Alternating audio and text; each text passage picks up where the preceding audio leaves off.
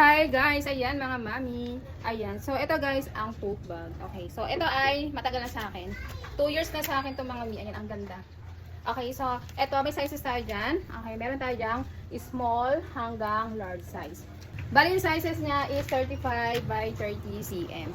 Okay. So dito guys ang ganda nito pang gift or pang souvenir ngayong Christmas. Okay. Or pang gamit nyo. Okay. Pinaka quality niya is matibay. Maganda yung kanyang pagkakatahi mga sis ito.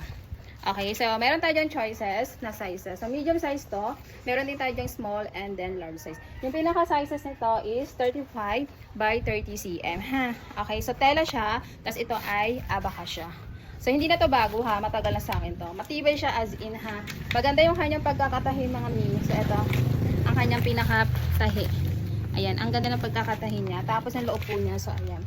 Marami po tayo dyan mailalagay ha. Ayan. So, pwede nyo itong pang travel bag or pang gawin yung baby bag. Ito ay gamit na gamit ko ha, kapag kami is mag-aalis, travel, or kapag aalis kami ng baby ko, nilalagyan ko siya ng mga gamit ng aking baby. So, meron tayo dyan choices na with name. So, pwede siyang palagyan ng name. Okay? So, pwede siyang palagyan ng name. So, meron din tayong choices na walang name. Depende pa sa inyo. So, mas mura yung walang name ha. Ayan. Ganito yung tsura yung mga sisi ko ha. Ayan. Ang ganda. Very elegant. Kapag mamalengke kayo, pwede nyo itong gamitin. Okay? So, napaka-elegante po niya. Okay? Pang OOTD nyo sa ayan.